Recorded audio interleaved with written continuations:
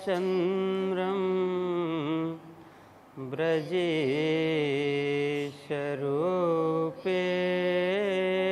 पुरा पिञ्जातं प्रविश्य प्राप्तं प्रियप्राणनाथं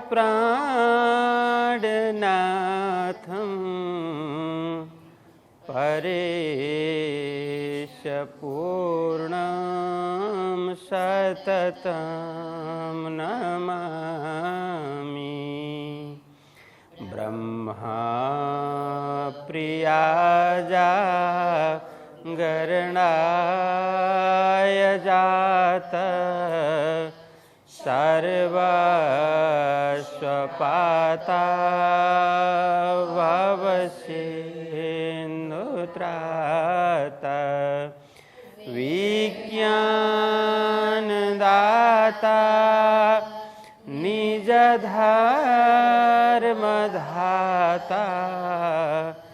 दीनैकबन्धो शरणं प्रपद्ये दीनैकबन्धो शरणं प्रपद्ये। बोलिए कृष्ण कन्हैया लाल की, श्री सद्गुरु महाराज की, श्री प्राणनाथ प्यारे की, श्री पाँच नवतन पुरी धाम की, जगद्गुरु आचार्य श्री 108 कृष्णमणि जी महाराज की, परमहंस बाबा जी लक्ष्मीदास महाराज की, समस्त सुंदर साथ की प्रणाम। पूछत फिरे सब ठौरो, कोई मुझे बतावे राह। या समय राजा उमरकोट का, ताको वजीर जायता है। ताको वजीर जाहेता है। बोलिए कृष्ण कन्हैया लाल की। धर्मप्राण सुंदर साथ जी, हम अभी तक प्रशिक्षण के प्रसंग पर चल रहे हैं। कल हमने सद्गुरु श्री देवचंद्र जी महाराज अब ब्रह्म तत्व जिज्ञासा, परमात्मा की खोजी के लिए गृह परित्याग करने की सोच कर रहे हैं। तो वे सोचते हैं कि मैं घर से बाहर निकल करके, इस गांव से, प्रदेश से बाहर निकल करके कुछ साधना करूं, परमात्मा की खोज करूं, आत्म तत्व की पहचान करूं, आदि मन में विचार कर रहे हैं। लेकिन उन्हें सूझ नहीं रहा कि मैं जाऊं तो जाऊं कहाँ। वह एक बार अपने पिताजी के साथ में कच्छ देश गए थे। वहाँ उन्होंने जो मठ मंदिर, साधु संतों की संगति देखी, सत्संग देखा, तो तब से मन में यह गांठ बांध ली थी, मैं कभी यहीं आकर के साधना करूं, यहीं आकर के भजन पूजन करूं, परमात्मा की आराधना करूं।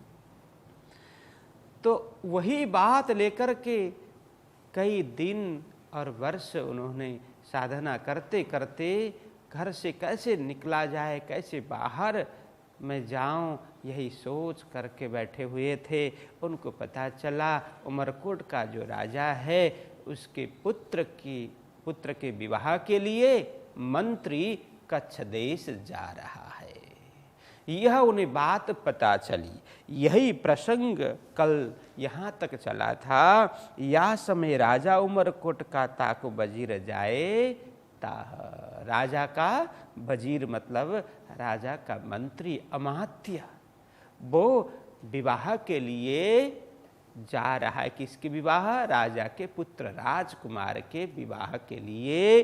अब आगे उसका प्रसंग बताते हैं।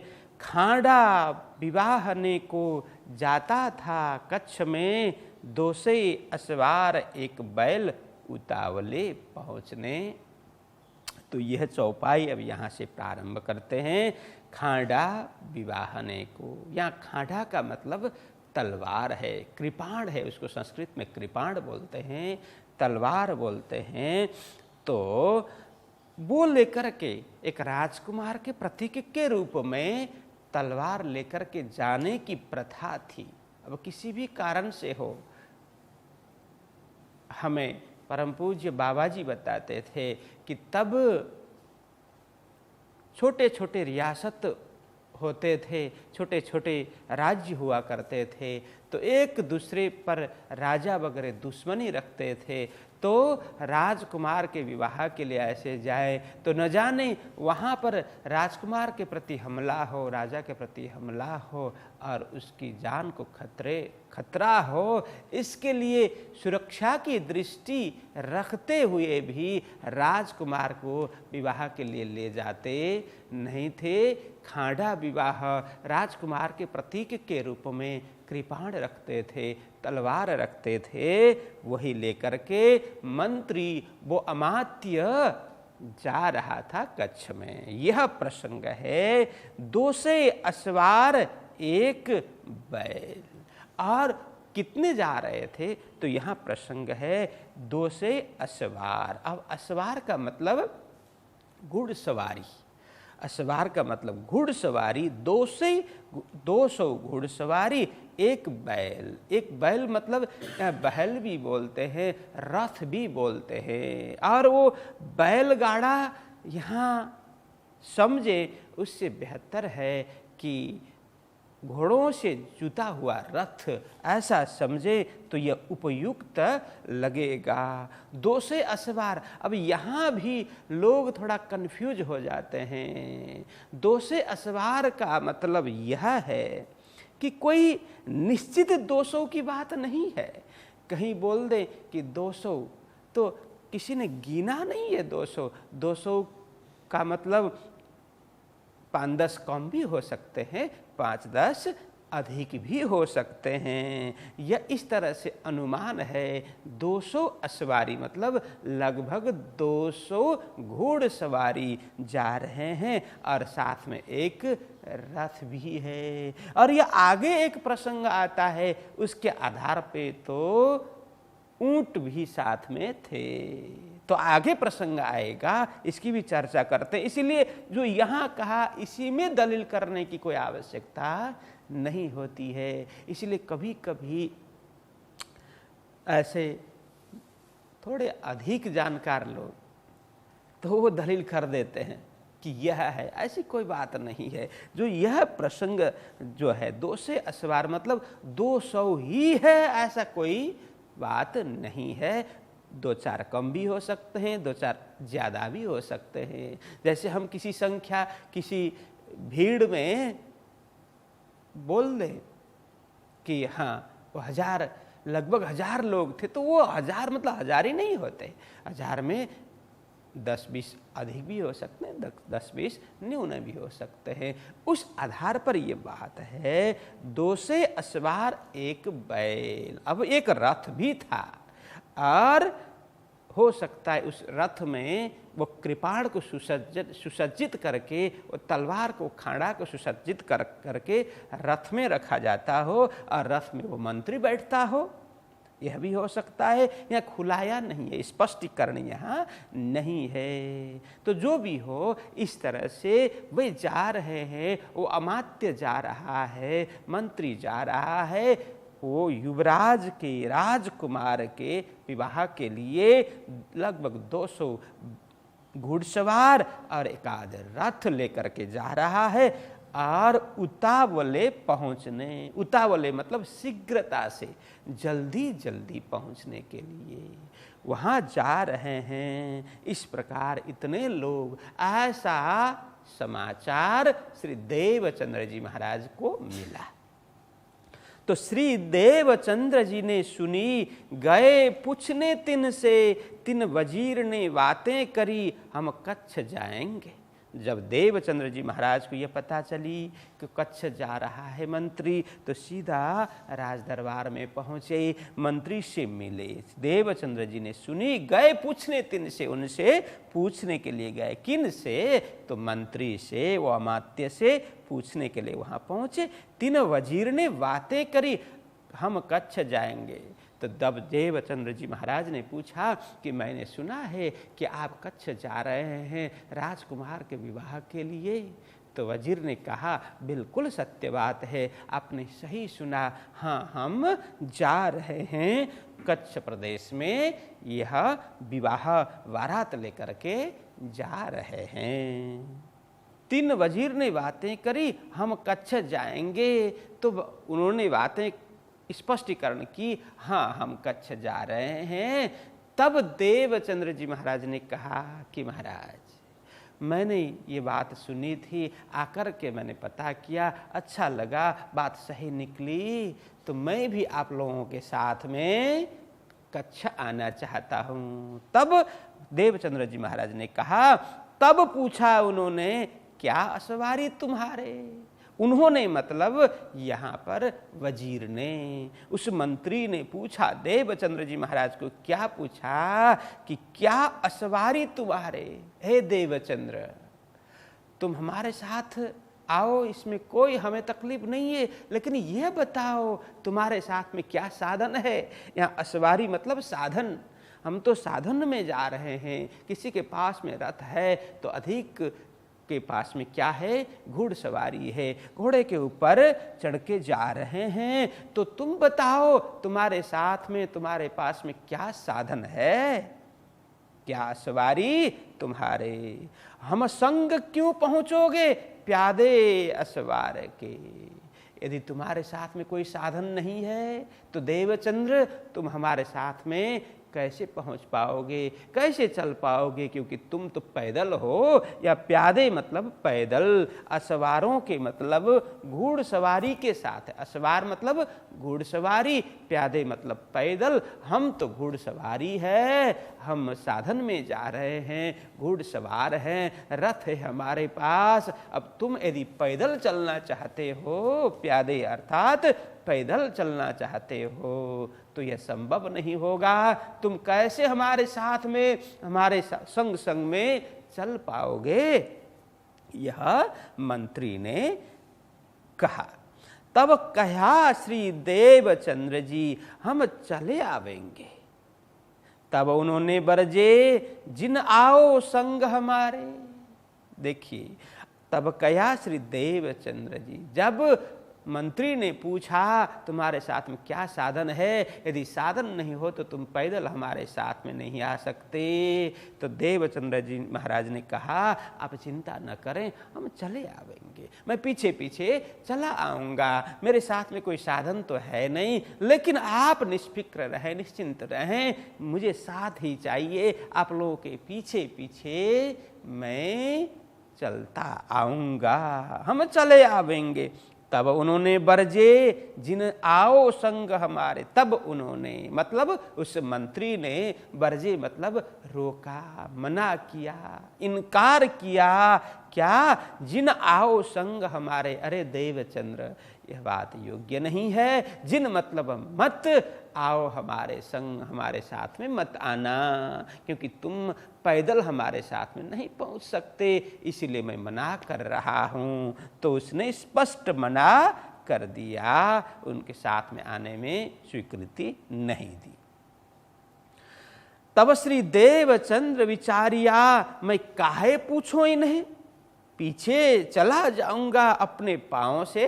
तब देवचंद्र जी महाराज ने अंदर अंदर विचार किया, क्योंकि वे उन्होंने लक्ष्य दृढ़ किया था, मुझे किसी भी तरह से जाना तो है। बस 7 संगी की खोज कर रहे थे, कैसे वहाँ पहुँचे यह खोज कर रहे थे। लेकिन अब उसके मना करने के बाद, किसके? मंत्री के, उस अमात्य के, वजीर के मना करने के बाद देवचंद्र जी महाराज ने विचारिया, मैं काहे पूछूं इनने, अरे मैं क्यों इनको पूछूं, क्या अर्थ है? अब मैं इनको पूछता ही नहीं हूं, इनका कोई मुझे मत पूछने का अर्थ ही नहीं है। इस मंत्री मतलब इन्हें, मतलब इस मंत्री को, वजीर को मैं क्यों पूछ रहा हूँ? मैं पूछूंगा नहीं, पीछे चले जाऊंगा। बस ये लोग निकलेंगे तो मुझे तो क्या है, रास्ते का ही तो पता करना है। मुझे वहाँ जाने का मार्ग मुझे पता नहीं है, बस मुझे मार्ग ही तो जानना है। जैसे जैसे ये आगे बढ़ेंगे उस पद चिन्ह को देखते हुए मैं आगे बढ़ूंगा, उनके पीछे पीछे जाऊंगा। घोड़े के चाप हो और रथ का पहिया हो और चलते हुए लोगों के पद चिन्ह हो, उसको देख करके मैं उनके पीछे पीछे हो जाऊंगा। अपने पांव से मुझे परमात्मा ने ऐसे मजबूत कदम दिए हैं, अपने कदम से चल करके, पैदल चल करके मैं कच्छ जाऊंगा। मैं काहे पूछ रहा हूं, क्यों पूछूंगा इस मंत्री को करके उन्होंने अंदर अंदर विचार किया, बोला नहीं।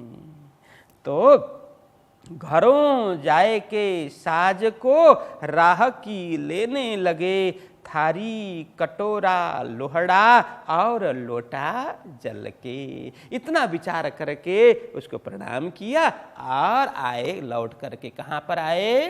अपने घर पर आए। उन्होंने पता किया कब जा रहे हैं, उनको पता चला आज ही जा रहे हैं। घर में आए, घर में आकर के अब क्या किया? घरों जाए के साज को, साज मतलब सामग्री, घर में जाकर के सामग्री, कैसी सामग्री कि जो मार्ग में आवश्यक वस्तुएं हैं, यात्रा में जो भी आवश्यक चीज है, पथ के लिए जो भी चीज है, जिसको संस्कृत में पाथेय बोलते हैं, जिसको पथ में आवश्यक चीज, जैसे विशेष करके खाने पीने की चीज हो, उसको पाथेय बोलते हैं। उन सब चीज को उन्होंने इकट्ठा करना, अपने साथ रखना शुरू कर लिया। क्या किया कि घरों जाए के साज को, उस सामग्री आदि को राह की लेने लगे। राह की मतलब उस पथ में आवश्यक जो वस्तुएं हैं, मार्ग में आवश्यक वस्तुएं हैं, वो अपने साथ में लेने लगे, वो इकट्ठा करने लगे। क्या क्या? तो यहाँ बताते हैं, थारी कटोरा लोहड़ा। एक तो थाली, कुछ भोजन प्रसाद के लिए थाली। अब इसमें थाली मतलब थाली के साथ में एक आध कटोरी भी रखी होंगी, ठीक है, और एक ही थाली हो ऐसा भी, कुछ भोजन के लिए बनाने के लिए भी कुछ रखा होगा। तो यहाँ कुछ 2-3 वस्तु की चर्चा है, तो वही नाम यहाँ दे रहे हैं। एक तो थाली है और कटोरा है, एक आध कटोरा उन्होंने साथ में रखा। लोहड़ा मतलब भोजन बनाने की, रोटी बनाने की तवा है, विशेष करके वो तवा उन्होंने बांध लिया, वो रख लिया।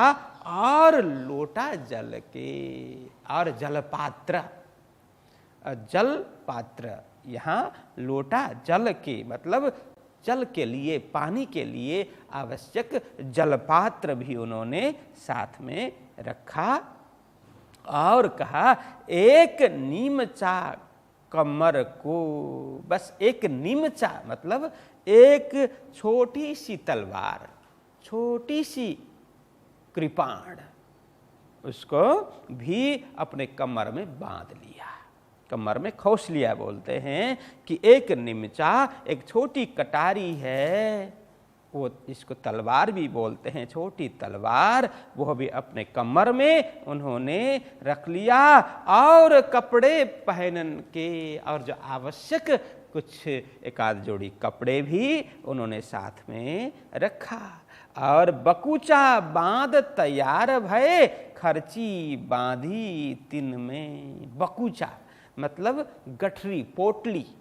अब एक अभी के भाषा में क्या है, वो लगेज है, एक छोटा थैला तैयार कर लिया, वो बकुचा बोलते हैं। एक छोटी सी गठरी है, उसमें कोई सिलवाया हुआ ऐसा भी नहीं, क्योंकि जैसे एक पिछौरी है, धोती है, थोड़ा मजबूत कपड़ा है, उसी में सब कुछ डाला और बांधा, उसको गांठ बांध लिया। तो बकुचा बांध तैयार भय, खर्ची बांधी तिन में। वो गठरी तैयार कर ली और कुछ खर्च भी अपने साथ में रखे, कुछ पैसे, कुछ मुद्राएं, द्रव्य वगैरह अपने साथ में उन्होंने रखा। तो खर्ची बांधी तिन में, कुछ पैसे भी साथ में रखे। ले प्रसाद पौड़ रहे, पिछला दिन रहा घड़ी चार। वे साथ असवार भय, एक करने लगे विचार। अब इस तरह से क्या क्या, थाली, कटोरा, लोहड़ा मतलब तवा और जलपात्र सब बांधा, और एक निमचा मतलब छोटी सी तलवार, छोटी कटारी कमर में खोस ली, और कुछ कपड़े तैयार कर लिए, वो सब एक ही स्थान में डाल करके गठरी बांध ली। कुछ खर्च भी अपने साथ में रखे, कुछ पैसे भी अपने साथ में रखे, और भोजन प्रसाद लेकर के उनको क्या था कि भोजन उपरांत अपराह्न के बाद में वो बारात निकलने वाली है, यह पता चला था। इसलिए भोजन प्रसाद लेकर के माता पिता को कुछ ख्याल न हो, इस तरह चुपके चुपके सब सामान तैयार कर रहे थे और किसी को पता नहीं चले। इस तरह से एक तरफ वो छुपा करके रख लिया गठरी, और वह भोजन प्रसाद लेकर के थोड़ी देर पौड़े मतलब भोजन ले प्रसाद पौड़े रहे, पिछला दिन रहा घड़ी चार। वो प्रसाद लेकर के वाम कुक्षी उन्होंने लिया, मतलब भोजन उपरांत वाम कुक्षी लेना चाहिए बोलते हैं। थोड़ी देर क्या करना चाहिए, वो यह वाया और थोड़ा लेटना चाहिए, ऐसा बोलते हैं, ताकि भोजन अच्छी तरह से पचे। तो उन्होंने भी भोजन प्रसाद लेकर के वाम कुक्षी लिया, थोड़ी देर पौड़े, उन्होंने थोड़ी देर आराम किया कि माता पिता को भी कोई आशंका न हो, इसके लिए भी। लेकिन अब माता पिता भी घर कार्य में इधर उधर लगे हुए हैं। कुछ न कुछ तो आशंका हो ही गई थी कि कुछ तैयारियां कर रहे हैं देवचंद्र जी महाराज, तो माता पिता को कुछ आशंका मन में अवश्य हुई थी। तो वे दोनों भी आंगन में वो खाटला डाल करके छाया में सो गए थे, कि मतलब वह बातें करते हुए, थोड़े आराम करते हुए वहीं बैठे हुए थे। तो देवचंद्र जी महाराज ने सोचा कि मैं निकलूं तो कैसे निकलूं, माता पिता भी आंगन में ही इस तरह से बैठे हुए हैं। तो उन्होंने सोने का अभिनय भी किया, थोड़ी देर आराम किया। तब माता पिता को लगा कि हाँ, हमारी जो आशंका है वो कोई इसमें सच्चाई नहीं थी, देवचंद्र जी कहीं जाने वाले नहीं है। जब माता पिता को पता चला, तब तक तो बारात निकल गई थी, काफ़ी देर हो गई थी। देवचंद्र जी महाराज ने जब देखा माता पिता इधर उधर गृह कार्य में संलग्न हो गए हैं, तब जाकर के वे गृह परित्याग करते हैं। पिछला दिन रहा घड़ी चार। अब दिन के अंतिम समय कुछ 4 घड़ी समय बचा हुआ था। 4 घड़ी का मतलब कितना है पता है? 4 घड़ी, एक घड़ी में लगभग 24 मिनट होते हैं एक घड़ी में। तो 4 घड़ी का मतलब कितना हुआ? एक घड़ी में लगभग 24 मिनट होते हैं। तो 4 घड़ी में कितना हुआ, हिसाब करके बताना मुझे। हाँ, 96 क्या हुआ? मिनट, 96 मिनट हो गया। तो 96 मिनट मतलब लगभग कितना समय? लगभग 1.5 घंटा। 1 घंटे में कितने मिनट होते हैं?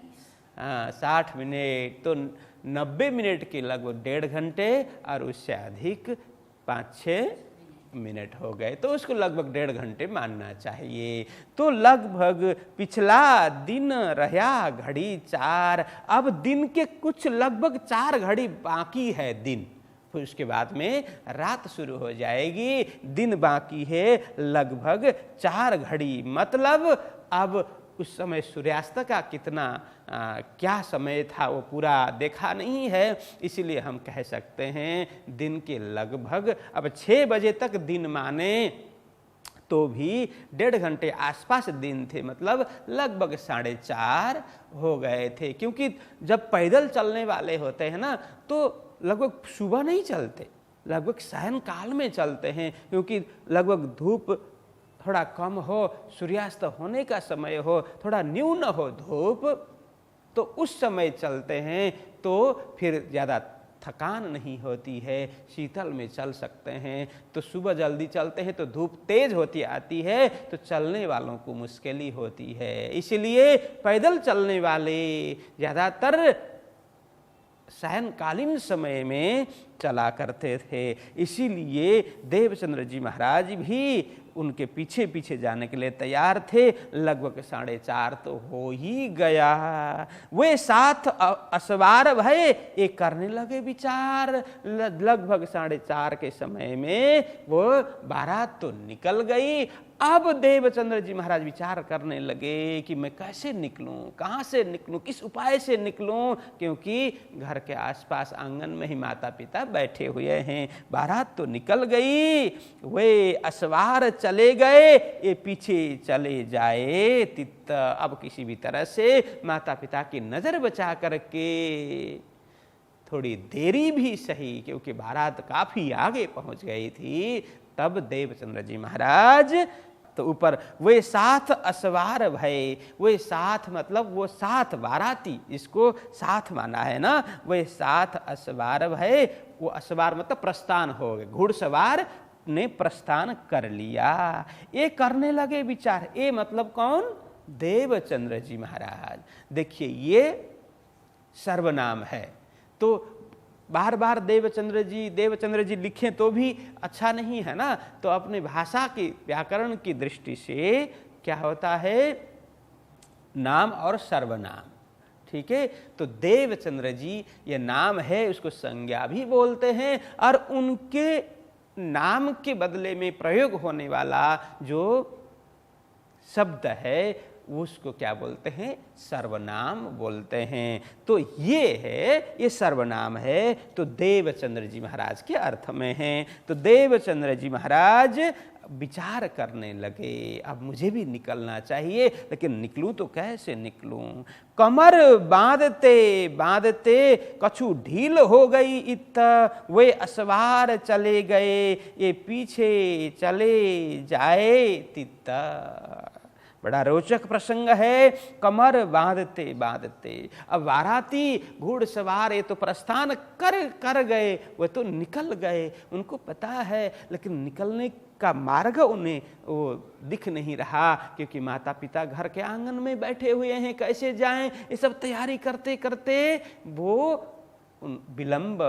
उनको विलंब हो गया। यहाँ कमर बांधते बांधते मतलब तैयारी करते करते, तैयारी तो पूरी थी, लेकिन निकलना कैसा है, कैसे माता पिता की नज़र बचा करके बाहर निकला जाए, इसलिए कमर बांधते बांधते। अभी भी हम प्रयोग करते हैं ना कि हम कमर कस के तैयार हैं, मतलब किसी कार्य के लिए हम बिल्कुल तैयार बैठे हुए हैं, हम ढीले ढाले नहीं हैं, तैयारी पूरी है, चाहे परीक्षा के लिए हो, चाहे किसी भी कहीं प्रस्थान करना हो, किसी कार्य के शुभारंभ के लिए हो, हम कमर कस के तैयार हैं, कमर बांध के तैयार हैं। ऐसा हम प्रयोग करते हैं ना अभी भी, उसी तरह से ये अर्थ है, कमर बांधते बांधते, तैयारी करते करते क्या हुआ कि कछु ढील हो गई इत। कछु किंचित, ढील मतलब विलंब, किंचित विलंब यहाँ पर हो गया। तैयारी करते करते, सब कुछ तैयारी थी, लेकिन निकलने का मार्ग वो समय ढूंढ रहे थे, माता पिता के नज़र बचा करके जाना है ना, इसीलिए उनको यहाँ पर विलंब हो गया। वे असवार चले गए, ये पीछे चले जाए तित। वह असवार तो काफी आगे निकल गए थे। घुड़सवारी वो बाराती तो काफ़ी आगे निकल गए थे, ये पीछे चले जाए तित। ये मतलब फिर ये सर्वनाम श्री देवचंद्र जी महाराज चले जाए तित। अब किसी भी तरह से नजर बचाया, घर से बाहर निकले गठरी सब लेकर के, और उनके जो पैदल वो पैर के निशान हैं, घोड़े के पैर के निशान है और रथ का पहिया का निशान है, वो देखते हुए देवचंद्र जी महाराज निकले। हाँ, यही रास्ता है, ये आगे आगे जा रहे हैं, मैं पीछे पीछे हो लूँगा करके अब देवचंद्र जी महाराज पीछे चलने लगे। चले अति उतावले, मन में पहुँचो धाय, वे असवार ये प्यादे, क्यों कर पहुँचो जाए। यहाँ कहते हैं चले अति उतावल, जैसे घर से निकले वे शीघ्रता से चलने लगे। यहाँ उतावले मतलब शीघ्रता से, जल्दी जल्दी वे चलने लगे। अति मतलब अति से, शीघ्रता से चलने लगे। मन में पहुँचो धाय, मन में ऐसा भाव है, ऐसा विचार है, अरे मैं उन बाराती के साथ में हो लूँ, धाय मत दौड़ करके उनके पास में पहुँचूँ। यहाँ धाय का मतलब दौड़ते हुए, मैं दौड़ते हुए पहुँचूँ, क्योंकि काफ़ी आगे ये लोग पहुँच गए थे, मैं किसी भी तरह से उनके साथ में हो लूँ, उनको भेंट लूँ। वे असवार ये प्यादे। अब यहाँ लालदास जी महाराज क्या कहते हैं, सुंदर साथ जी, वे तो असवार है, वे तो साधन में सुसज्जित है, घुड़सवार है, रथ में सुसज्जित हैं। कौन? बाराती लोग। लेकिन ये प्यादे, ये मतलब देवचंद्र जी महाराज, प्यादे मतलब क्या है? पैदली है, मतलब पैदल चल रहे हैं। क्यों कर पहुँचो जाए, अरे घोड़े ऐसे भी तो तेज चलते हैं, और रथ भी तो घोड़े हाँक रहे हैं और तेज है, और इस तरह की बाराती को देवचंद्र जी महाराज कैसे पहुँचेंगे, वे तो पैदल है ना। इसीलिए यहाँ लालदास जी महाराज कहते क्यों कर पहुँचियो जाए, वहाँ कैसे पहुँच सकते हैं। यूं करते चले गए, बीच पड़ी आई रात। लालदास जी महाराज स्पष्टीकरण करते हैं कि सुंदर साथ जी यूं करते चले गए, फिर भी वे पीछे पीछे चल ही रहे हैं, उन्हें कोई परेशानी नहीं है, मैं उनको पाके रहूँगा, वो उनको उनके साथ में हो लूँगा। ऐसा मन में विचार करते करते वे चलते ही जा रहे थे। वो निशान देखते हुए, वे पैरों के निशान, घोड़ों के वो रथ के पहियों के निशान सब देखते हुए चले जा रहे थे। बीच पड़ी आई रात, क्योंकि निकलते निकलते तो संध्या तो होने ही वाली थी। अब थोड़ी देर चले तो वहाँ पर रात हो गई, दिन अंत हुआ, सूर्यास्त हुआ, धीरे धीरे रात ने अपना साम्राज्य फैलाया अंधकार ने, तो बीच पड़ी आई रात। इस तरह से अब रात हो गई। ये मुलक रेतिया का ये किनसों करे बात। तो लालदास जी महाराज यहाँ कह रहे हैं, यह मुलक मतलब स्थान, यह स्थान रेतीय का मतलब यह रेत बालू का स्थान है, मरुभूमि है, ये रेती ही रेती है, सर्वत्र वहाँ रेती दिखाई देती है। यह स्थान तो चारों ओर रेती मरुभूमि का स्थल है। ये किनसों करे बात, कोई आसपास कोई दिखाई नहीं देते, तो किनसे बात करें, कोई साथ में नहीं है। देवचंद्र जी महाराज चले जा रहे हैं, चलते जा रहे हैं, रात हो गई, अकेले हैं, तहाँ चली राह न पाइए, भय चोरन का जोर, ए दोए एक दोए निवाह ना सके, है इन भांत का ठौर। वहाँ का विवरण बता रहे हैं, तहाँ चली राह न पाइए।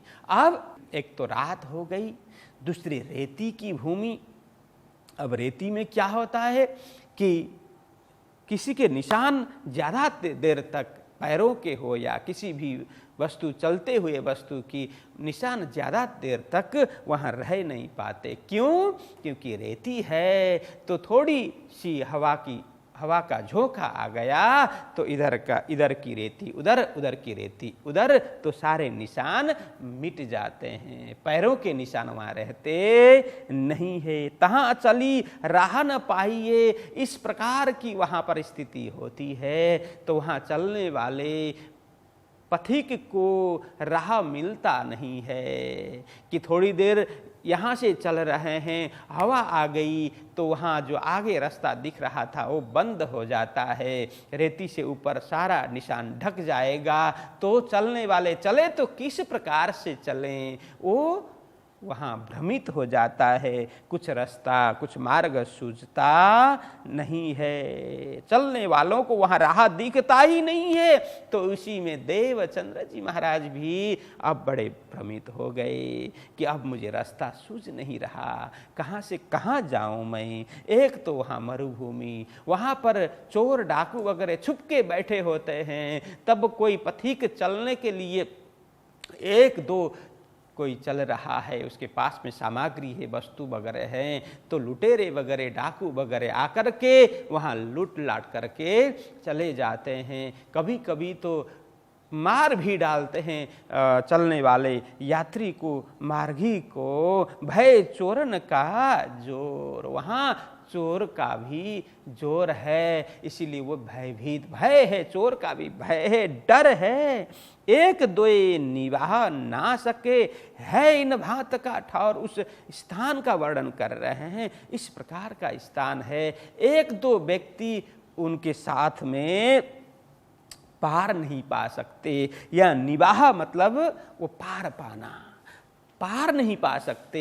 एक दो व्यक्ति हो तो वो चोरों का पार नहीं पा सकते, उनके साथ मुकाबला नहीं कर सकते, उनके साथ में क्या नहीं कर सकते, मुकाबला नहीं कर सकते, उनके साथ में पार नहीं पा सकते।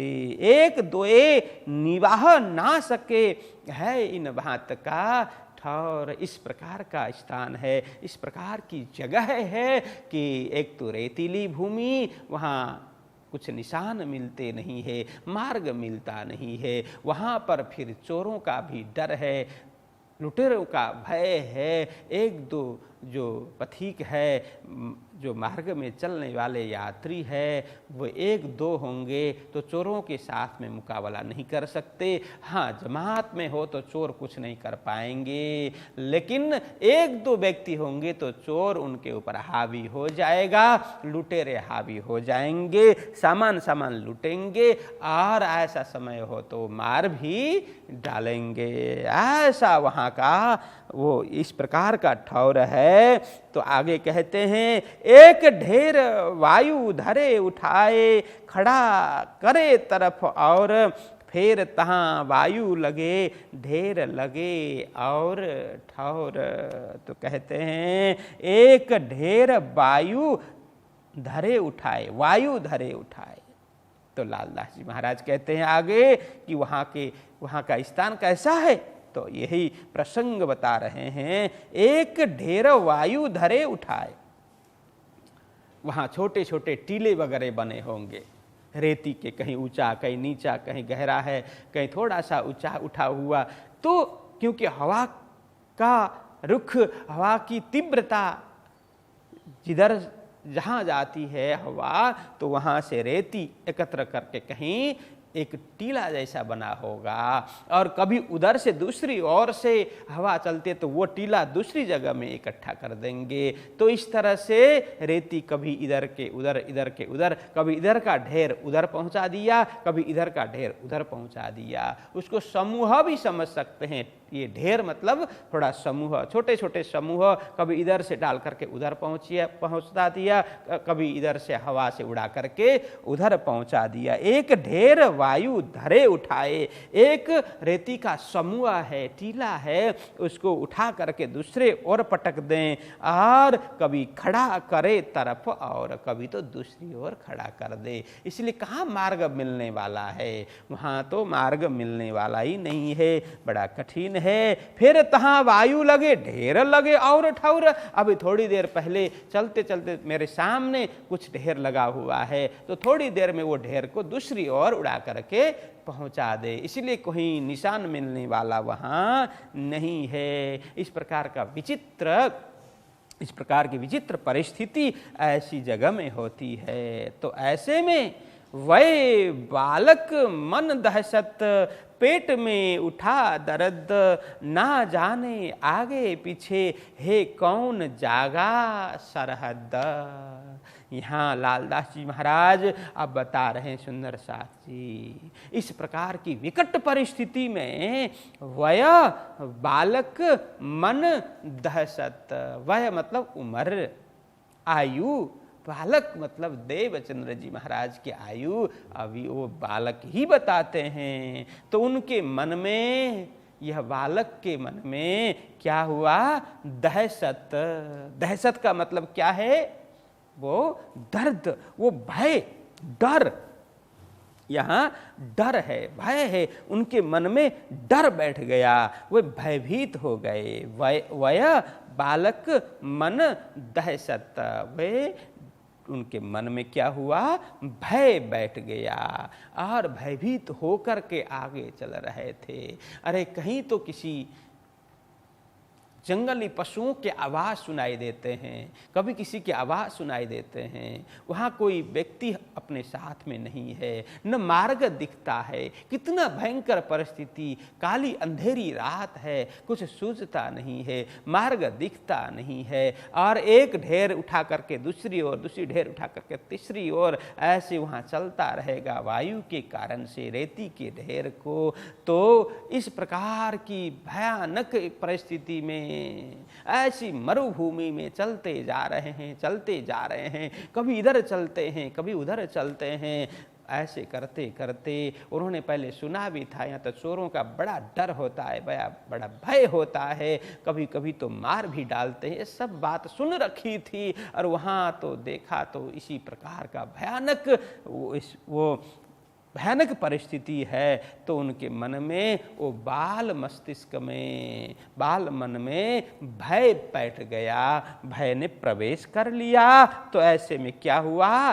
पेट में उठा दर्द, पेट में शूल उठ गया, दर्द होने लगा।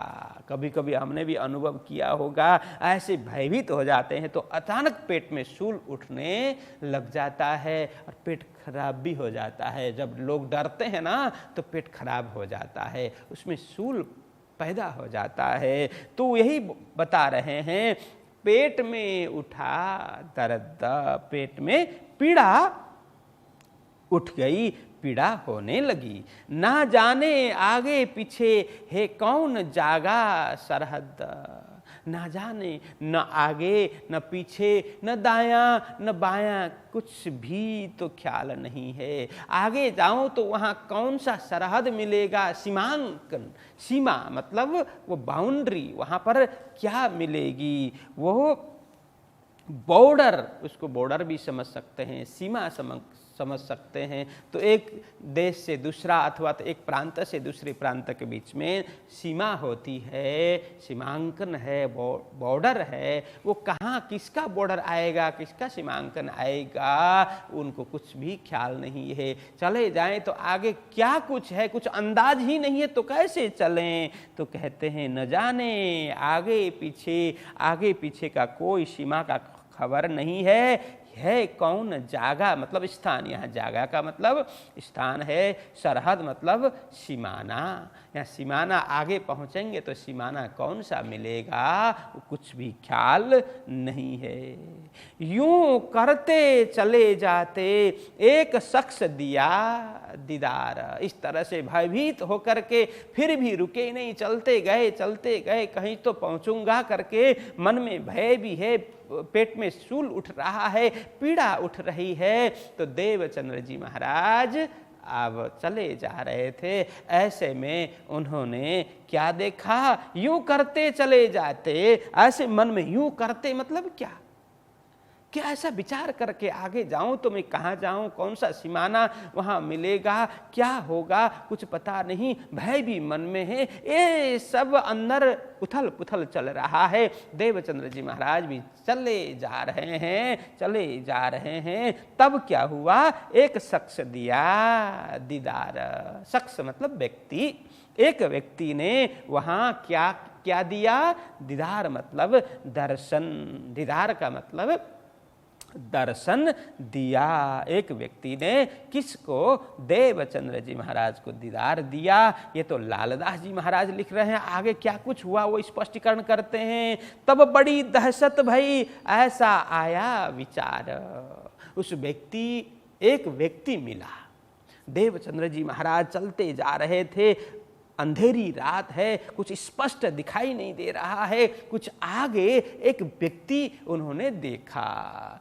अब देखा तो उनके मन में आया, अरे यहाँ तो चोरों का भय है, डाकुओं का भय है, लुटेरों का भय है, यही तो मन में चल रहा था। इसलिए उनको और ज़्यादा भय लगा। अरे जो मैंने सुना था, जो मैंने कल्पना की थी, वो तो सच होने वाला है कि अब वो चोर तो मिल ही गया। वो चोर के भय से, वो लुटेरे के भय से और भयभीत हुए। तब बड़ी दहशत भई, और दहशत मतलब और भय, और भय से भयभीत हो गए और डर उनके मन में बैठ गया।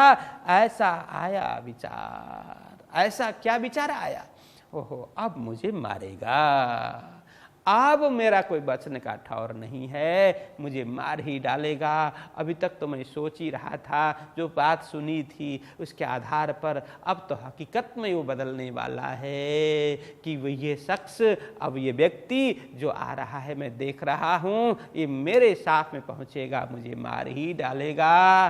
तो ऐसा उन्होंने मन में विचार किया, ये चोर मोह को मारेगा, नहीं बचने का ठौर, मेरा कछु न चल है, मुझ गई दिशा।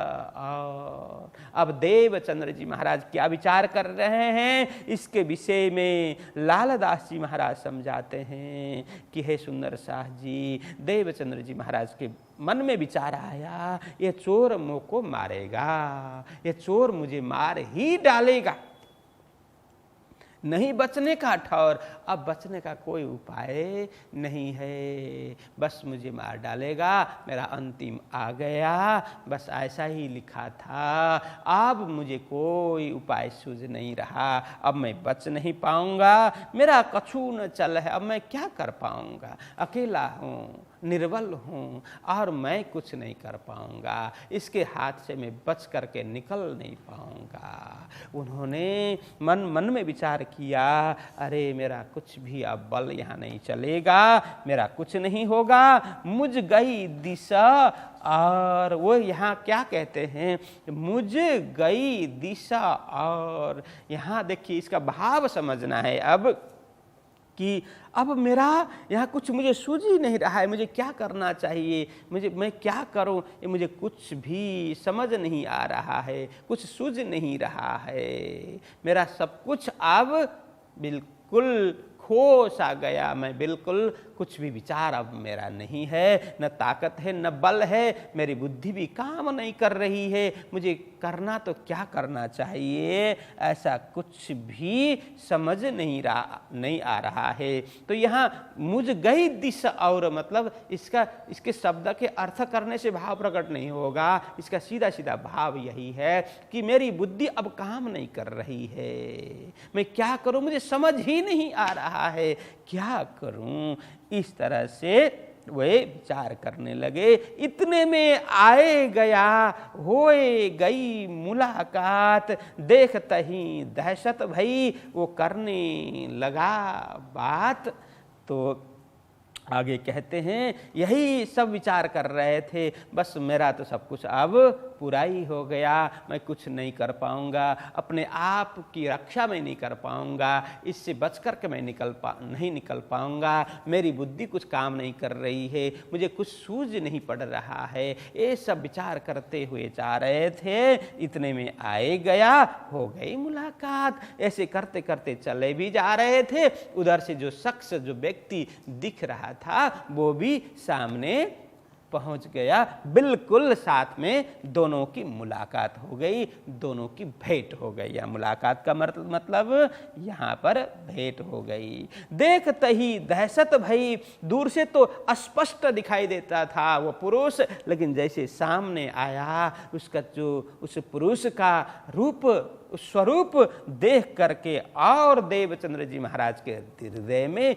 दहशत पैदा हुआ, मतलब वह और भयभीत हो गए और डर पैदा हो गया। वो करने लगा बात। जैसे ही निकट पहुंचे, उसकी बात है, पुरुष निकट पहुंचा तो वो बात करने लगा बात। वो पुरुष बात करने लगा, मुख से उसके वचन निकले क्या, तो इसके विषय में ये स्वरूप कैसा है उस व्यक्ति का, इसके विषय में लालदास जी बताते हैं।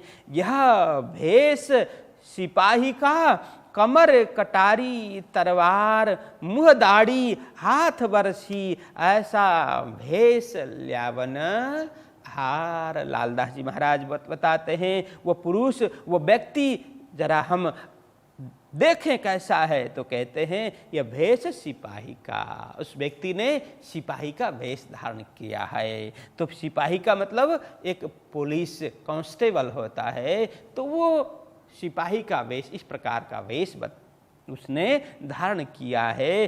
कमर कटारी तलवार, कमर में क्या है, कमर में एक कटारी बांध रखी है, वही कटारी मतलब छोटा, क्या बोलते, खंजर, उसको खंजर बोलते हैं। थोड़ा छोटा सा खंजर कमर में बांधा है, और एक तलवार भी है, वो कृपाण भी है, तलवार भी है लटकाया हुआ, एक खंजर भी वहाँ पे बांधा हुआ है।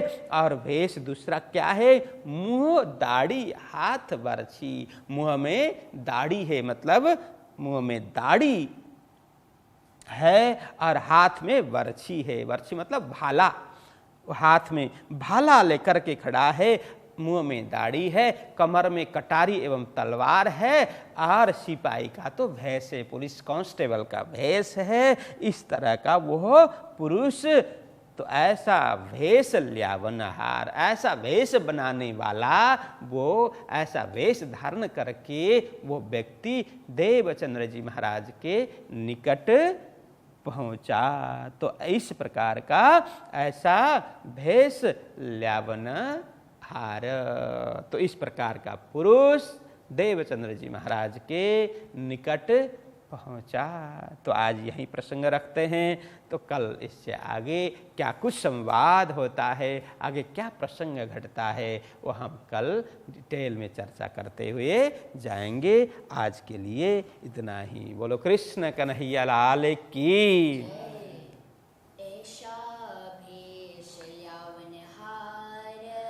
ऐसा भेष ल्यावनहार,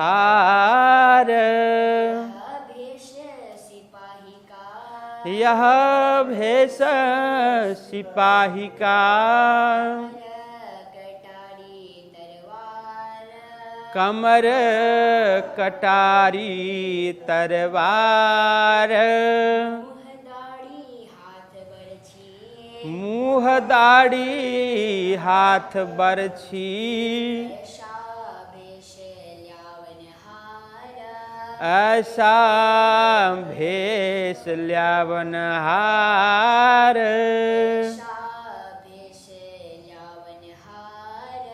ऐसा भेष ल्यावनहार। जय जय जय, प्रणाम।